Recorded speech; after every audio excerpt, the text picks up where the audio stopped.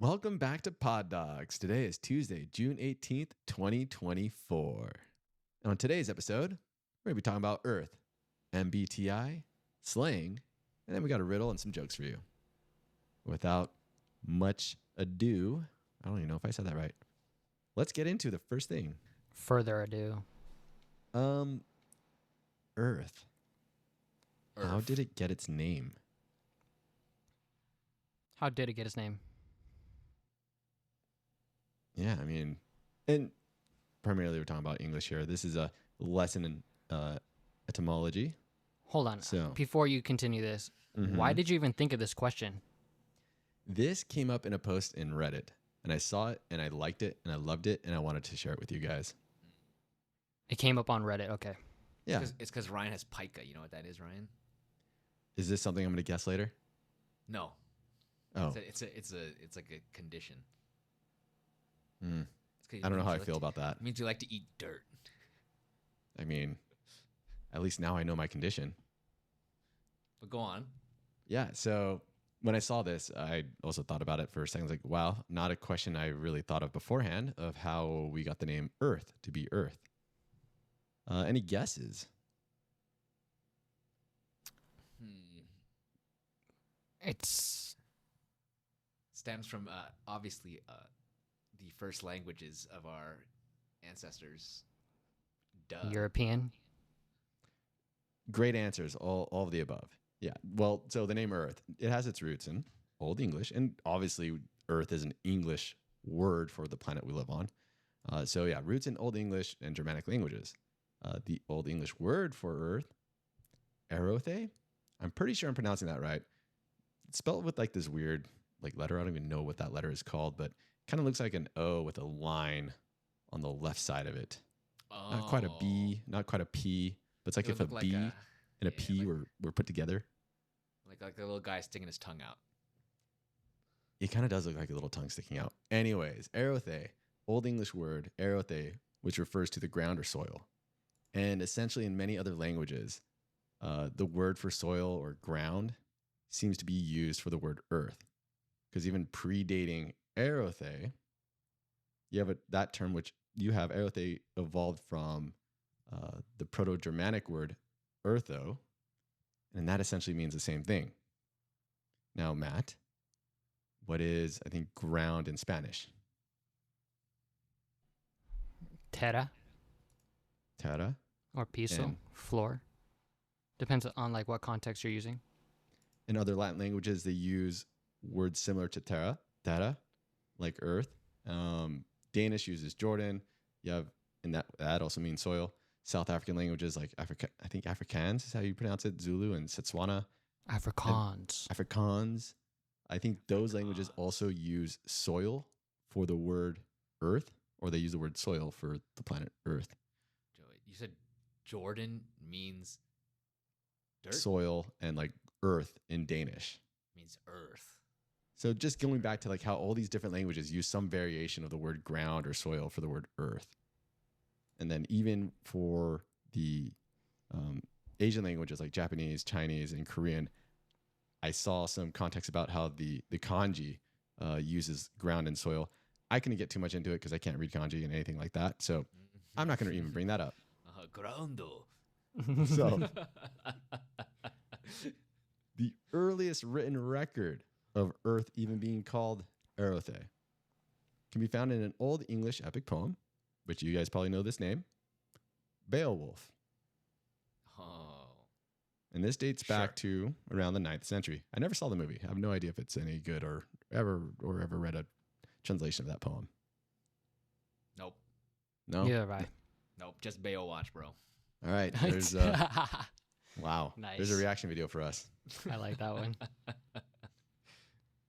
So if we go back further beyond Beowulf, that Proto-Germanic term eartho was believed to be used by Germanic tribes likely as far back as 1000 BCE. But essentially, we don't really know exactly, you can't exactly pinpoint when the earth term was coined, but it seems like sometime, yeah, I guess 1000 BCE is as far back as what I could find. All right, Go ahead.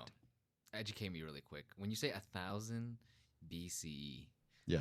how many years is that from now in the past? Are you serious? Well, Like, is it linear? Like, if we were talking, it's just 1,000, ish years in the past, or because like when you're talking about like certain years, I thought it only goes like to certain like numbers or something. Like it depends on what timeline you're looking at or something like that. When you're looking at all these like religious endings. yeah, I think you're being confused by like the use of AD and BC, which has been used for some religious texts, like meaning like before Christ, and I can't remember what the Latin term is for AD. Right. But you know what I mean, right? Yes, and there are different calendars which would use, I think, different acronyms. When I say BCE, I'm talking about before current era, and then CE would be the current era, which actually aligns with the AD and the BC, like before Christ term. So when I say 1,000 BCE, that would be 1,000 years, I guess 3,024 years ago. Does that make sense? Gotcha. So it aligns the BCE, the before current era, aligns with like the before Christ. That's the break. So from zero to 2024 is current era, yes, and then everything in the past is BCE. yes. Gotcha. So Good question. technically, this is 3,024 years ago. Yeah. So Got it. as far as the term Earth, though, the Proto-Germanic term, we think maybe as far back as 3,000 24 years ago that has been used. Good. Cool. So I mean, I guess the origins of the word Earth, as expected, should be kind of old. But why is the planet Earth the only planet that doesn't seem to have a Roman name? It doesn't? I mean, think What about about Gaia? What named? Oh, nice, dude. I like that. Thank you. I know my Earth. Yeah. So Gaia, if I'm not mistaken, because I didn't put my notes down here, and I remember reading that. Goodness. Gaia was a name used for the personification of the goddess of like the planet. I think that's the best way to put it. Yeah, Mother Earth. Yeah, Mother Earth, and that was by the Greeks. But still, the planets are Roman gods and goddesses. Mars, Jupiter. Aries, yeah. Oh, well, none of our No, planets wait, are named that's Greek. Aries. That's Greek. Oh my God, what is? What? Okay, never mind. I could just name planets: Saturn, Ooh. Uranus. Oh, that's an interesting one. We'll get to that. But yeah, I found it interesting how the Greeks ended up identifying these planets, and they named them off of their own the Greek names, and that's from what I saw around 800, 500 BCE. But then as the Romans adopted the Greek culture and the Greek knowledge, essentially sounds like cultural appropriation. They began renaming the planets based on their own pantheon, and then that naming process started sometime around 100 BCE. And then just because of the influence of the Roman Empire and integration of that Roman culture into Western civilization just solidified those Roman names for those planets. And now we're stuck with them. Yeah, let's go Rome. Question. Yo. What about the Eastern world? As far as planet naming for the Eastern world, I mean, even then, I think, think about when you look at a map of the Roman Empire at its height. I mean, it kind of took over the Eastern world too, did it not? Not the Chinese. No, that's okay. I'm not thinking that far. I'm not thinking east enough, to be honest. And far back in time, because they're even farther back than 1,000 BC. Hey, remember, I told you, I didn't look on that side of the world apparently. And when it got to the kanji and Why not, and Ryan? Chinese and Japanese, I couldn't follow. Too much. I don't know. Someone else has to come up on here and tell us how it worked on that side.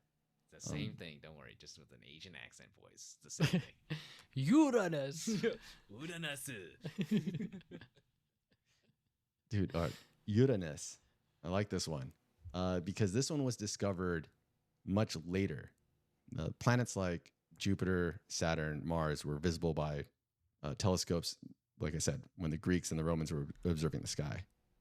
Uranus was discovered by Sir William Herschel in 1781. And when he was asked to name it, he wanted to name it after King George III. Thank God. My favorite planet. Yeah, George, the planet George, and well, that didn't go over too well. So they decided It'd be kind of sick if I have all these names. You'd be like Jupiter, Saturn, and then George.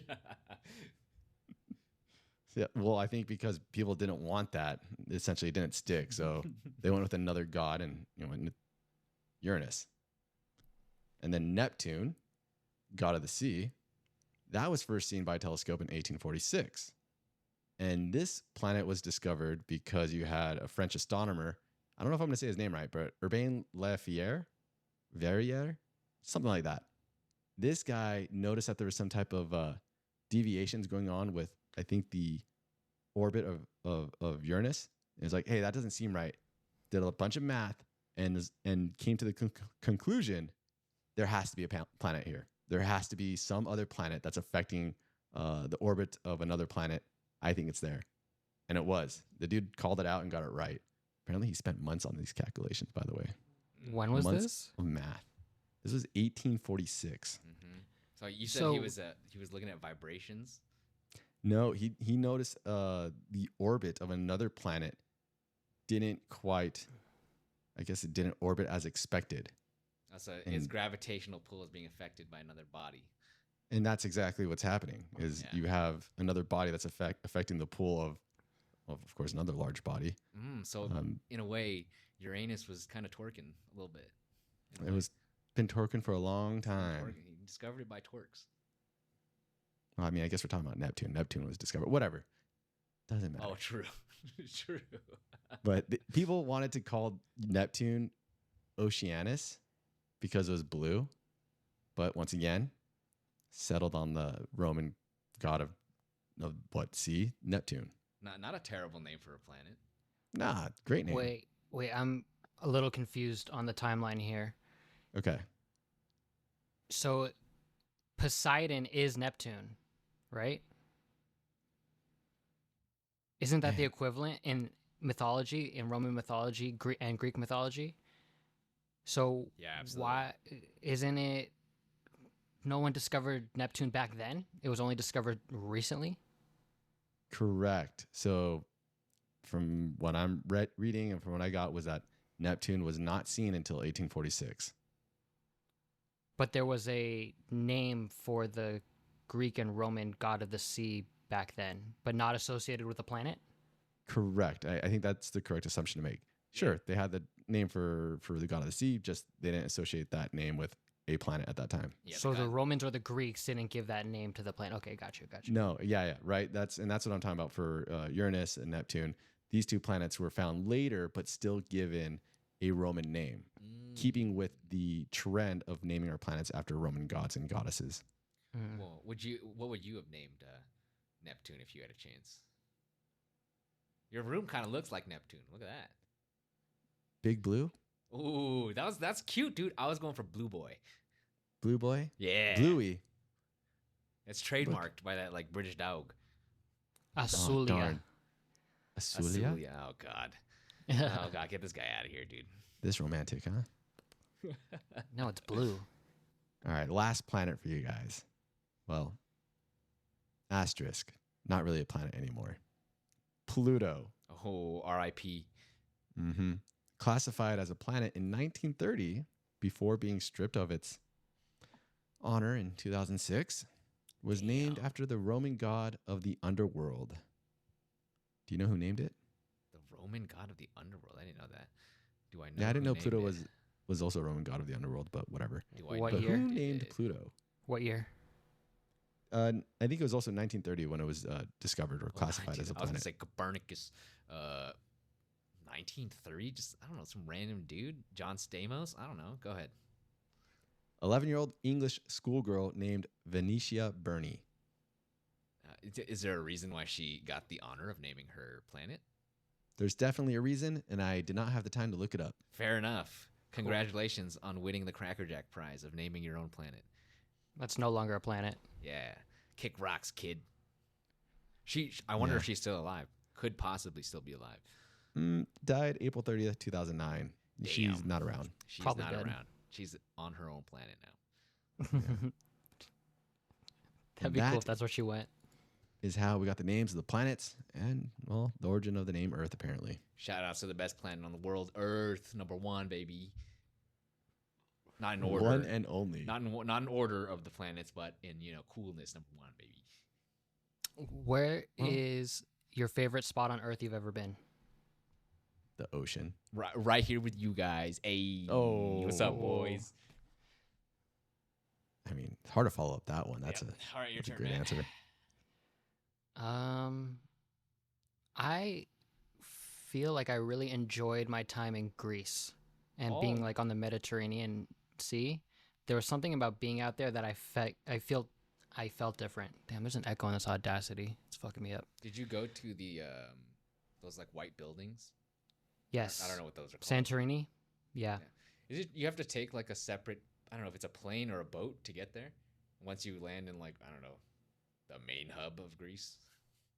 So the way that I did it is we took a cruise and we landed in Italy, and we took a cruise from a port city in Italy around the Mediterranean. And when we got to the islands in Greece, the cruise ship would anchor, whatever, and then smaller boats would kind of take you to the port, and then you would take your way through the islands. Cool. Well, speaking of international travel, I found an interesting thing via an international spy that I was watching on an interview. This guy is an ex-CIA spy. His name's Andrew Bustamante, and I was just watching an interview on him, just talking about, government stuff, CIA stuff, what it's like to be a spy, just little random interesting things. And he brought up something that I brought to the boys here, and it is a personality test called the MBTI. Stands for Myers-Briggs Type Indicator. And what the CIA guy is claiming is that every single leading spy agency in the world uses this test as their primary personality test.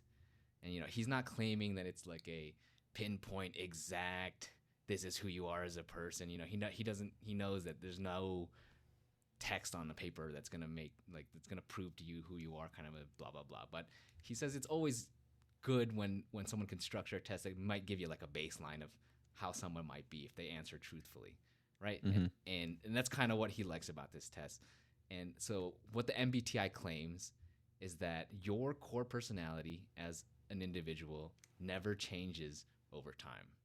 So once you grow up and you have your core values and your morals that are instilled in you from your being raised, that's it. You're locked in. So your core personality is defined as your personality when all resources are removed. So when you're in emergency mode or you're in like survival, dire conditions mode. And how he kind of explained it is like people who are introverted can be extroverted when they have time, money, and patience. They can be more extroverted. It's easier for them to be that way. You can be more empathetic. You can have more patience with things when you have all these resources at your disposal, because you live in a nice place and whatever it may be, your upbringing is good. But when you strip away all the luxuries, how empathetic are you to people? How do you react when you're in a social situation? Do you enjoy being alone? Do you focus more on judgments or analyzing situations as they happen? So that's kind of what this test tries to break down.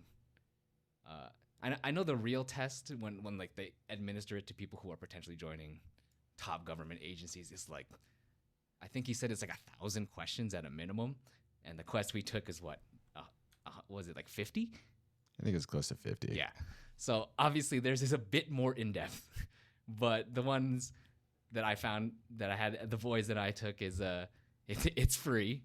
But I did some research and people said this was like the closest thing that we could get to a somewhat accurate response without having to fork out some money, and you might get some useful information out of reading your results, I guess you could say. As far as results go for this test, they essentially break down. After you answer like a series of questions, basically kind of ask you like judgment questions.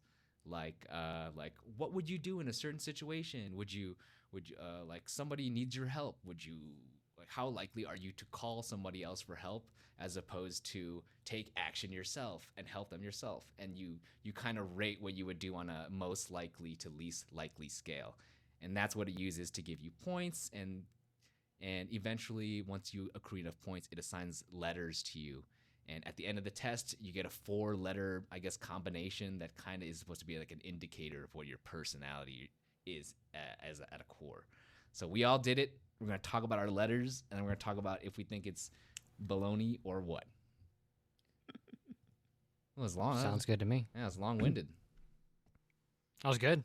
Yeah, it was really good. I think you gave us a good I like basis it. of what we're looking at. Okay. So I'll start. Might as well. I'll just give my letters up first, and then I guess we'll just go all through. So I'll say my letters, and then there under the letters, it also gives you like 3. I guess you could say like adjective kind of words that describe what this combo of letters is or you are as a core personality. So my letters were E, S, F, and J, and ESFJ. ESFJ. And my words were caregiver, consul, and provider. Interesting. Okay. All right, let's go with Matt. Matt, what about you? I'm starting to think I took a different test. But so I got 2 results that were very, very close. If on the point scale, one is 80 points and the other one is 79 points. Start I'll with give the you 80. let's go with the 80. Okay. INTP. And so the 3 words it gave me were the thinker, logician, and architect. Okay. With my greatest strengths being an amazing thinker, powerful logical analysis, innovative ideas, can thoroughly solve complex problems. My greatest weaknesses are I'm a perfectionist, obsess over details, too focused on being correct, indecisive, struggles with emotions and relationships. Okay. Did we take the same test? Ooh. I would hope we took the same test because I only provided Okay. one link. Ryan, Michael Callis? Yep, Michael Callis, That's baby. the one. Okay. Ryan, let me hear your letters and your 3 words. So mine actually matched really well with Matt. I think we have 3 of the same letters, and I have one of the same letters with you, Bobby. ENTP. Wow, you guys are so similar. That's my 79. I don't know if like someone having or if like the letter combination matters, or if like you have 3 of the same as Matt, that means like you guys are 3/4 compatible with each other. I didn't look that far into it or anything like that, but I'm assuming it means you're similar. So my basic understanding of the difference between 2, because Ryan, my 79 is ENTP. Mhm. The difference, I think, is you're just right on the border of being an extrovert or an introvert, where the E is like the extrovert and the I is the introvert. So I'm like right there, a little bit more intro, and you're a little bit more extra. Yeah. Do your 3 my- letters, or did yours say visionary, debater, inventor? Yep. And then my number 2, which was 83 points, was INTP. Oh, there you go. That's my number 1. Very interesting. Very interesting. Oh, that's okay. So we're just gonna go with your number 1s for the sake of just keeping it simple. Yeah. Okay. Okay. Fair enough. So Wait, what were your strengths, Bob? my strengths. Okay. So my greatest strengths were, it says outgoing, caring, oriented around supporting others, responsible, and social host. I mean, I I agree. can see it. Yeah. Like I definitely see it. Were What any were your of those words? that you read? My words were caregiver, consul, and provider. Well, sorry, what Provide you me say, the Ryan? ball and I'll put that in the basket. Console. Do you do a lot of do you console a lot of people? I mean, I like to. In my mind, I like to. I like to be looked at. Oh. If when I think about it, I like to be looked at that way. It makes me feel good if somebody comes to me for advice. I can put it that way. I feel like that was your role with Trey. So it's like if you come to me because you have like and it's like a serious problem, or it doesn't have to be like something that's important to you and you want my opinion on it. Oh, it makes me feel good. So maybe that's why I like it. I don't know, but I think that's for everybody too. So I don't know. I think there's definitely people out there who who feel uncomfortable maybe giving the advice or don't want to hear other problems and have to worry about your issues or whatever. Sometimes that's me. Yeah, but I think Certain I people. also There you go. think you're the kind of person who, if you don't know something about something, you'll be open and just be like, I'm not the best person to ask about this. Obviously, I'll support you and I can help you like find somebody to like talk about this more. But like, you know what I mean? I don't think you just be like, oh, don't talk to me about this. Haven't you ever been stuck in a conversation? You just can't leave?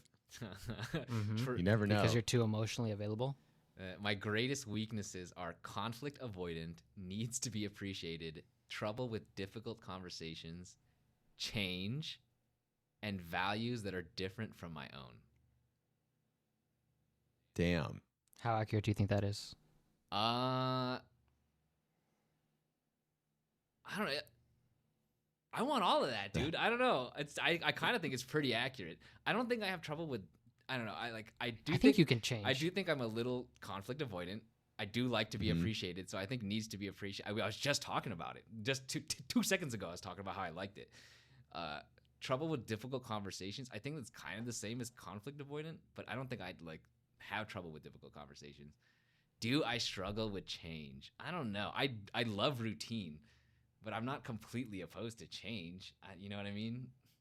I mean, it's a human thing to like routine. Yeah. You're not the only one. I mean, I know I love routine, but once again, yes, there's people out there who probably thrive off of doing something new every single time. Yeah. And values that are different from their own. I don't know. I just think because I'm a millennial, like even if I disagree with you, I'm gonna be like, whatever. Like I don't care. Like that's just my baseline attitude. As long as you're not hurting anybody, like that's just my. So I kind of don't agree with that, but I could make it. I could convince myself to believe all of these if I really wanted to. Now, I remember while you're taking this quiz and test and whatnot, the person even put in their statements saying like, hey, look, these things that are attached to you and what you get as a result doesn't just mean like this is you all the time though. But these are things that, like you said earlier, Bob, it's a baseline. You most likely can somehow see yourself being somewhat associated with this trait or whatever. Yeah. I don't know, when I read mine, I kind of, like you said, I could definitely see myself with these traits. I have a third one that is also tied for second at 79. ENFP. Dude, Matt's all over the place. They have no idea what he I have is. 3 at 89, 79, 79. I'm all 3 of them. What were your strengths and weaknesses? I didn't think we heard yours, Ryan. For the strengths over here, we had constant big new ideas, can argue any perspective, Oh, I like quick that. thinking, quick learning, highly open-minded, curious, innovative. And honestly, yeah, they sound pretty great. I think the one that I don't personally agree with all the time is quick thinking. I believe I tend to take my time when I'm on a subject to think about it. Mm-hmm. But as far as can argue any perspective or being open-minded, I believe I am. I don't know. Definitely curious. And then as far as the weaknesses here, man, easily bored. Love that. Okay, it's good. Trouble actually finishing anything. That one is unfortunately pretty true. I do start a lot of projects and will just like near the finish line just be like, yeah, this has been fun. I'm gonna move on to the next Well, thing. you're like an 85%er. Yeah, I get to functionality and I'm like, cool. Like I have a 3D printer over here that I'm looking at, and I made an enclosure, and the goal was to paint it and make it aesthetically looking, like make it aesthetically pleasing. But as soon as I made this box for my printer and it's functional and it does everything I needed to do, I stopped. I was like, cool. I'm not going to paint it anymore. Why am I going to waste any time? It does exactly what I need it to do. Okay. Moving on to the next project. Okay. And then we have hates bureaucracy. Wow. logistics. Wow. I mean, once again, I don't disagree. Wow. It's because I only find some of these extra interesting because like I don't think they would apply to me, right? Like it's not like I love bureaucracy, but I don't hate it either, right? But I could see you being like, yeah, I hate bureaucracy. Yeah, to me, it also reminds me of like being told what to do a little bit. I think a lot of people don't like being told what to do, Sure. but also when I want to get something done and there's hoops and ladders I have to jump through to get to the end result. Oh man, it's so frustrating. But that's also literally my job. I work in pharmaceuticals, and there's heavy regulation, and I have to go through the hoops and ladders to make sure we do it correctly, we do it right, and we have documentation. So the bureaucracy is where I live, and it is so frustrating. And then the last one here is, can debate too hard and deprioritize feelings. Oh, I love that one. I love that one. That's my favorite. I wish I got that one. Yeah. That one hits close to home. It's so good, dude. It's so good. Just remove your feelings from it and let's talk about facts. Yeah. Sorry, my And facts. then it are gets better you in than trouble yours. sometimes, You get man. A lot of trouble. Yeah, you should not always deprioritize the feelings. There's a reason why we evolved to have emotions. You can be right by yourself. Yeah. Nice. Matt. So for being free, I mean, this thing, I feel like did a decent job, at least when I look at it towards myself, and hearing from you guys, God, I mean, not bad. I mean, I like mine. yeah, I think I like it. It's hard to, it's hard to base it off just 3 people. But like, if you told me if I had to pick yes or no, if I agree with the test, I would probably just say yes. Yes. Yeah. So there, if you scroll down a little more on your result, they give example people that fit your description. I want to hear what you guys got. Oh, okay. Starting with you, What Bob. do you mean example? Oh, let me see. Scroll down a little bit. Oh, I see what you're talking about. Oh my gosh. Okay, Yeah. okay. That's great. My example people are Bill Clinton, Oh, all right. Jennifer Garner, Cersei Lannister Cersei. Cersei from was Game of Thrones. Yeah. yeah, she was the one with the dragons, right? Yeah, shame. No. That's No, that's no. Daenerys. Oh, the Cersei twin. Lannister. No, not the No? twin, but the sister. yeah, she. The sister. Yes, yeah, the I guess they're sister- twins. They are twins, Jamie and Cersei. Yeah. yes, the Yeah. ancestral couple. Whoa, snake. That to me, that's like real snakish. She was really like conniving. Yeah. I They think that's gave me two. They gave me 2 Game of Thrones, and my other Game of Thrones there is Sansa Stark. Wow, that's pretty badass. I'm pretty feminine. I got 3 chicks and Bill Clinton. Better than what I got. That's kind of like a Bill. That's Yeah. kind of Bill Clinton's ideal mix, though. So. Solid. All right, Matt. Let's hear him. I got Bill Gates, Okay. Albert Einstein, Very nice. Mary Curie, Oh, very cool. Elliot Page, I don't know who that is. and Lord Varys from Game of Thrones. Lord Lord Varys. Dude, you Varys. got like 3 huge heavy hitters. I got 3 hitters. I got 3 Heavy hitters. You got Hall of Famers right there. But I got a eunuch, and I think Elliot Page. She Juno? Might not be. Yeah, I think that's Juno. Oh, okay. Juno, correct. Yeah. I Almost know got her. 2 eunuchs. Some other stuff I don't too. really know her personality, but Bill Gates, Albert Einstein, and lady who killed herself with radiation. Pretty sick. Yeah, Very big sick. thinkers. Pretty sick. Huge thinkers. We're still talking about him. Ryan? All right, we have Ben Franklin, Nice. Thomas Edison, Socrates, and then this one I didn't know. Gillian Anderson. The girl from Community? No, that's Jillian Jacobs. Right? Is it Yeah. Gillian though? I think Maybe it's Gillian. Maybe it is Gillian. It's Gillian. Tell me what she's from. I think it is Gillian, and I- it is an I did not- actress. And is did she not- Who? the X Files? Oh, Oh, I know. The girl from the I know X-Files? who she is, but I don't watch much of her stuff. So, yeah. yeah. Dang. So no connection there you for guys me. got a bunch. You And guys got then- a bunch of freaking super geniuses. I got Bill Clinton. He's probably the smartest guy I got. Of course, there's a Game of Thrones in here too. Tyrion. Oh, dude, he saved. my favorite. Tyrion saved the kingdom, bro. Tyrion is the hero in the whole He's story. the hero. He's the unsung hero. Yeah. I liked Tyrion a lot. It was a lot of fun watching him. Wow. Tyrion should have been king. Wow. I Tyrion thought should Matt have was been gonna king. get like garbage people when he's like, "Oh, I didn't get good people." I thought he's gonna be like, "I got freaking, I don't know, Charlie Murphy." Epstein. Yeah. Elliot Yamin. Actually, yeah, mine's cool. Yeah, yours is sick. So what we'll do is we're going to share this link wherever we post this podcast or video. We're going to share the link. Take this test if you're interested. Let us know what you get. Comment down below what your results are. Yeah, drop and your let letters, us know baby. if you think. Yeah, drop your letters and let us know if you think you agree with this, if it fits you or if it doesn't fit you. Yeah.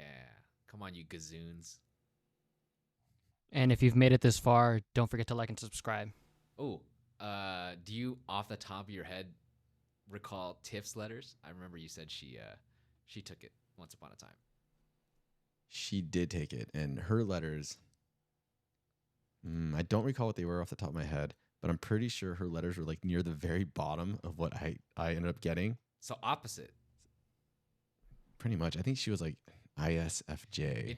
So they were talking, the spy guy, he's also married to another CIA agent who was also a spy, and he and his wife also are complete opposites. Oh, they Yeah. were. Did he mention anything about, I don't know, about relationships and how these letters might match up with each other? No, not like I think even Matt asked me about that when I was first talking about it. He didn't really mention like compatibility in sense of like relationships in a way, but you know, who knows? When you have two relationship or personalities, you say, oh yeah, of course they get along together, and then you have two opposite people that get together. People go, oh, opposites attract, bro. So it's like it just works when you want it to work. Like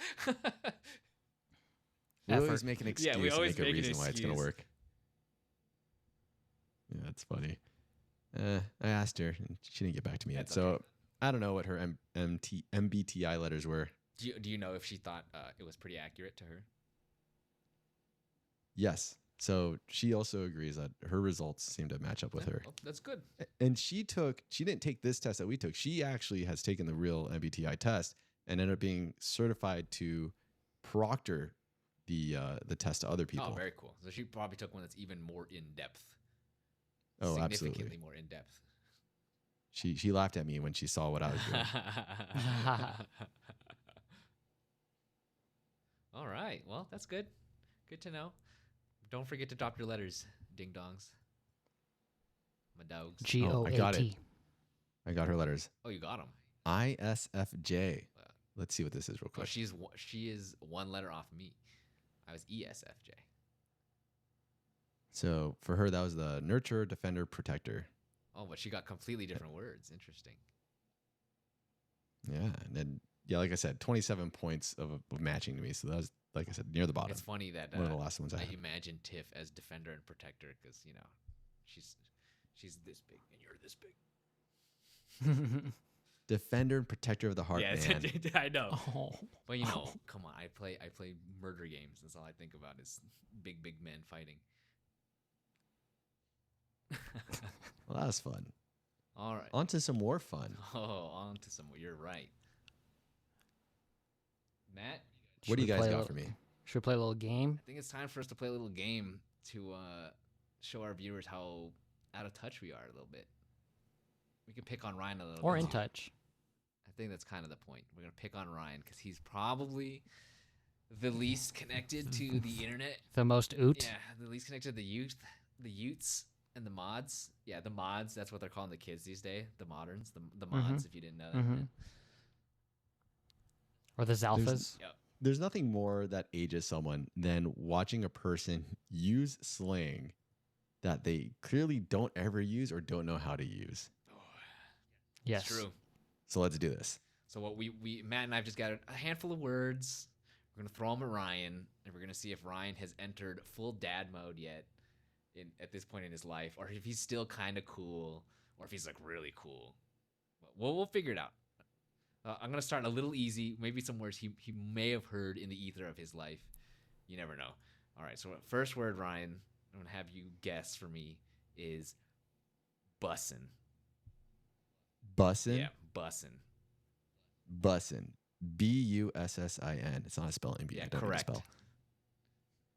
Bussin'. I feel like if you're bussin', you must be. It's an action. You are Like exploding. You want me to use it in a sentence? You're dancing. Give me a sentence, please. Okay. Oh man, that In-N-Out was bussin'. Oh, it was good. It was delicious. There we go. Something positive. It was a positive experience. Oh yeah, extremely positive. So positive. Oh boy. That was easy. That was easy. I don't know what the origins of bussin' came from. Should we guess? I don't know, but I was thinking like when you said bussin', the first thing I thought was like busting tables. Right. I thought it was like bussin', like I'm bussin' a nut. It's so good, I'm bussin'. Well, I didn't. That's where I that. thought it came from. That's where I thought of explode. Oh, true. Okay. That's okay. All right, I'm gonna give that point to Ryan. That's 1 point for you, Ryan. 1 out of 5. That's baby. 1. Matt. All right, Ryan, round 2.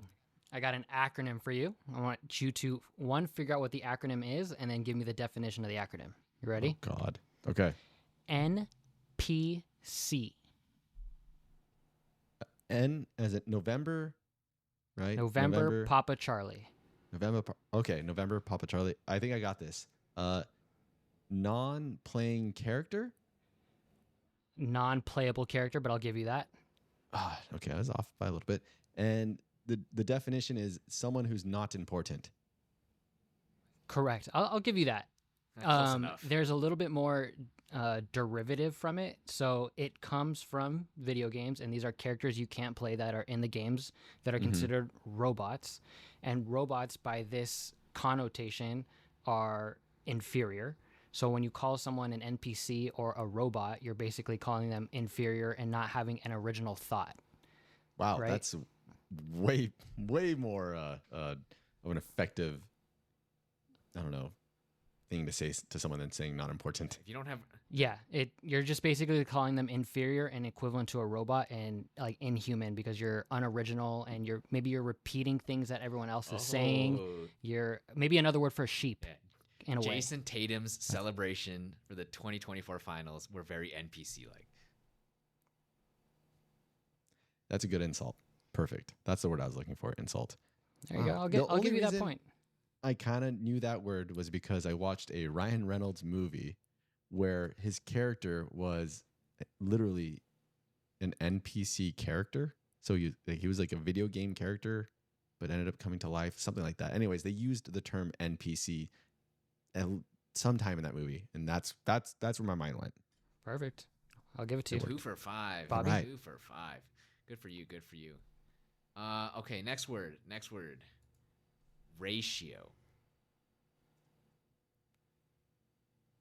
Do you want me to define ratio? Yeah, but in the slang context. What does it mean in mod slang? For the mods, for the jits out there.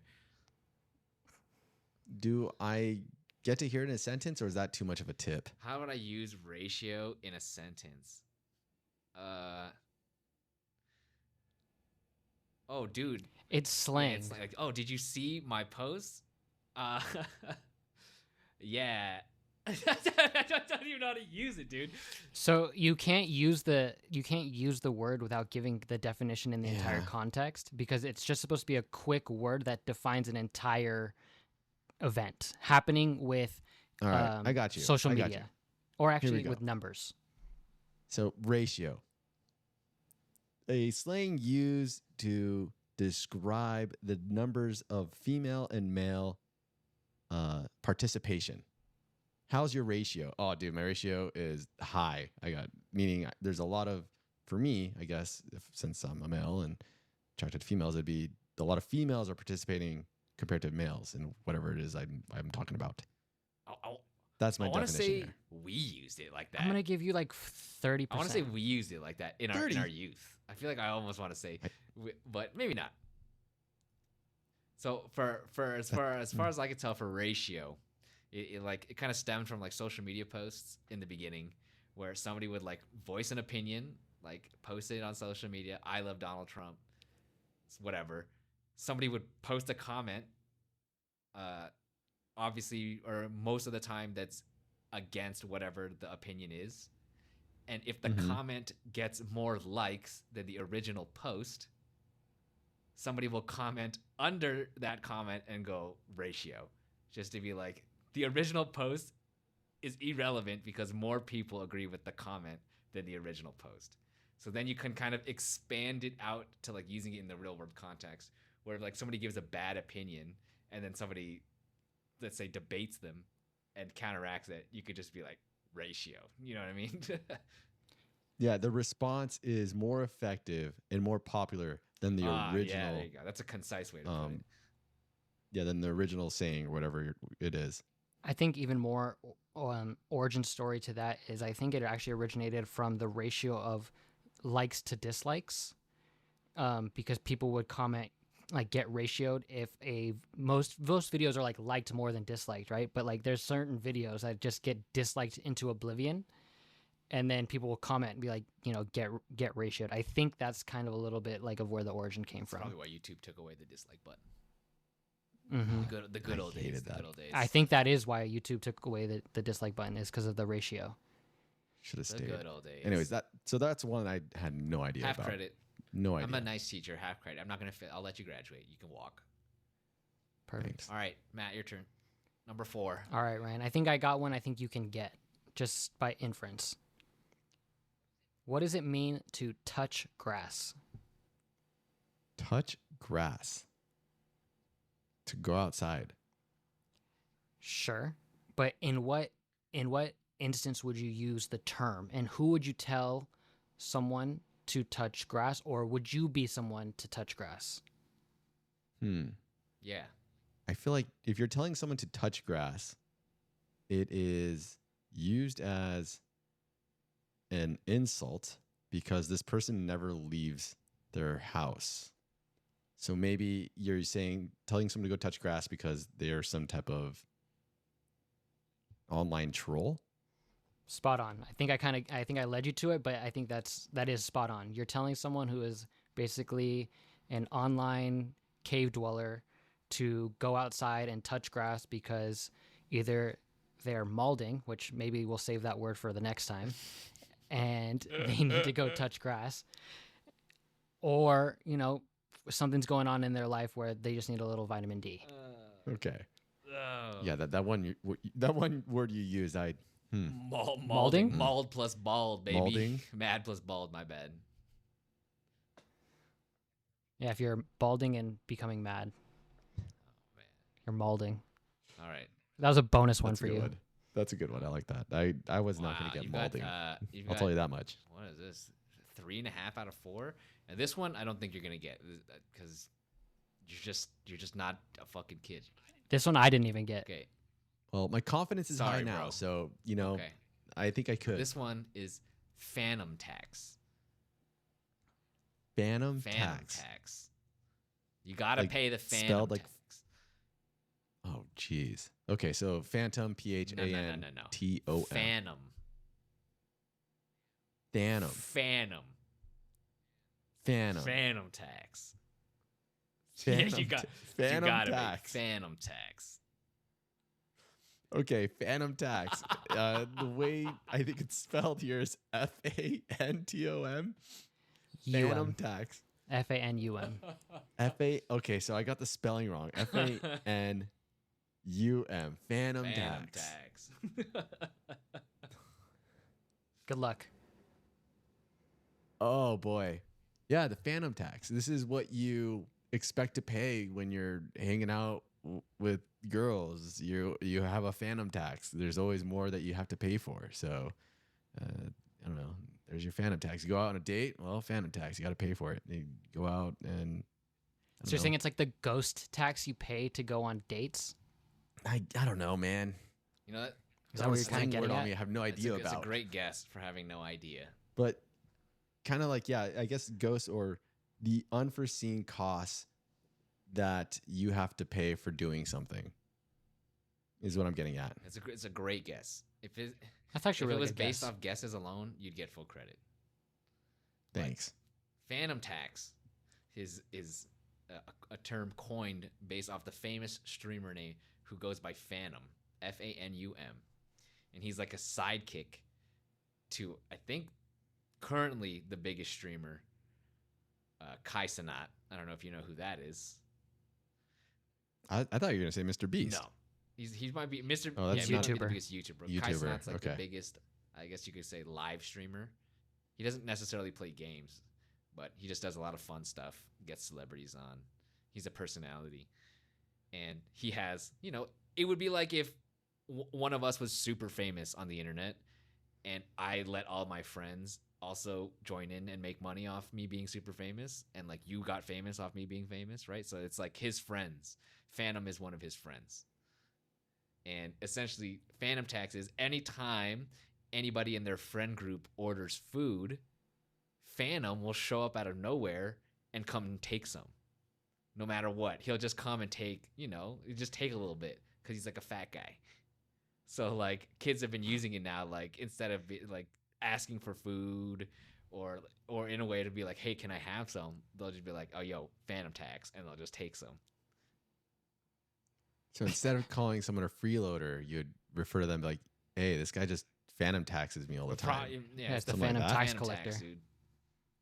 Or if, like, Gotta pay your taxes. if Tiff's not looking and you go over and, like, you eat some food off her plate and she looks at you and she's like, why did you do that? You can just look right back at her and go, Phantom Tax, and then just I'll make sure to use she'll know that. exactly what you're talking about. Then she'll No, go we tell you to just- touch She'll tell grass. you to touch grass. We just got these interns at my company. They're still in college, obviously. I will make sure to use these words That'd be tomorrow while I'm so talking funny. to them, They're in college. just to watch They- the horror. They on their must at the face. very least have heard them. I think like you and I were talking about this. I think off stream, it's not so much maybe the college aged kids that are saying these words. It's more like the early teeners, 13, 14ers, 15ers maybe. I think. Or at least that's what we think. That's my huh? guess. I don't think high schoolers are saying it. I could be wrong. Yeah, let us know Let us if we're know wrong. in the drop comments. it down, high schoolers.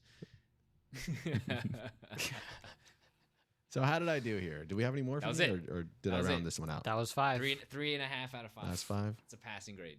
You get a degree. A All degree right. in kids. You get a certificate in modern slang. I love it. Congratulations, Ryan. More games, more games. More games. Oh, okay. As we near the end, we're gonna do a couple fun things. Maybe some of the SoCal listeners here have heard of this game before. Maybe not. As a K-Rock listener, maybe it was like, I don't know how long ago, before Kevin and Bean got canceled. If it was like 4 or 5 years ago, but even before that, this game got canceled. So it's probably like a decade ago. They used to play a game called Stinky Pinky, and it's not the game that Matt's thinking of, but this is the word game where I give you a 2-word clue. It doesn't have to be 2 words, but I'll often give you a 2-word clue, and you have to use that context to give me a rhyming answer back for the 2-word clue. So, for example, the namesake of the game, Stinky Pinky, right? So the clue for Stinky Pinky would be something like smelly finger, right? And the answer would be Stinky Pinky, and that's just how the game works. So we're gonna play one really quick, and we'll see if these guys can figure it out. All right, or maybe if you maybe figure it out, we'll maybe give you a couple more. Who knows? All right.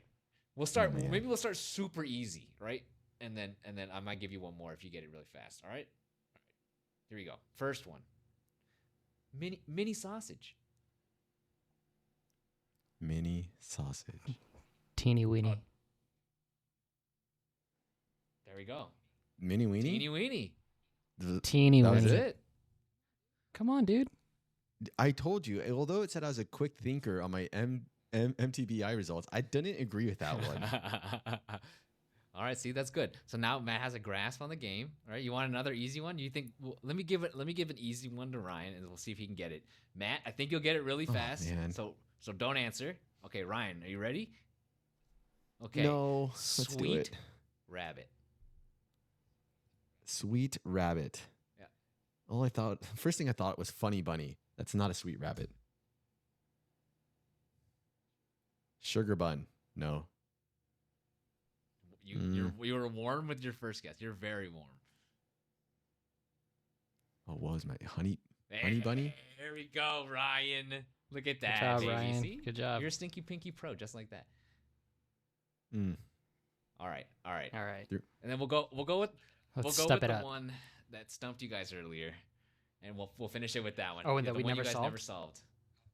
Oh, I this still one have to this think one of was so when the game was on the radio, they would allow callers to call in and give their clues, and the radio host would guess. And I always wanted to be able to give this clue, but I never got through. So my clue is perfect sperm. Perfect sperm. Spoim. It has to rhyme. 6/18/2024. Happy birthday, Angus. Happy birthday, Happy Angus. birthday. Yeah, happy birthday, Angus. Happy Juneteenth tomorrow, everybody, and happy birthday, Sean Carroll, tomorrow. Happy birthday. Big call outs here. Happy birthday once again, Sean Carroll. If you know what perfect sperm is, text me so I can tell he's eating Bobby. it sometimes. Pristine cream. It's that's not a bad guess. That's pretty good, but no. That sounds like it should be the answer. Are you ready? Oh, here I it got is. it. I got it. Okay. I got it. Yeah, I got it. I got Ryan, it. any- Immaculate There ejaculate. It is, dude. There it is. Hell yeah. There it is. Very good. Hell yeah. And That that's was the game. fantastic. We'll think of some more. If you guys have any that you want to drop in the comments, drop them down below. We'll guess. You will see us. We'll answer all two of you.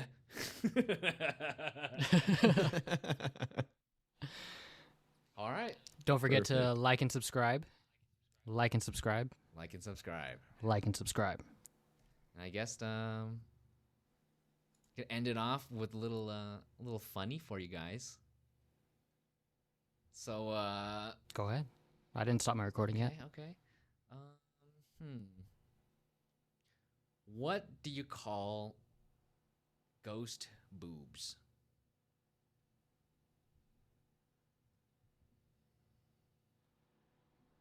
What do you call ghost boobs?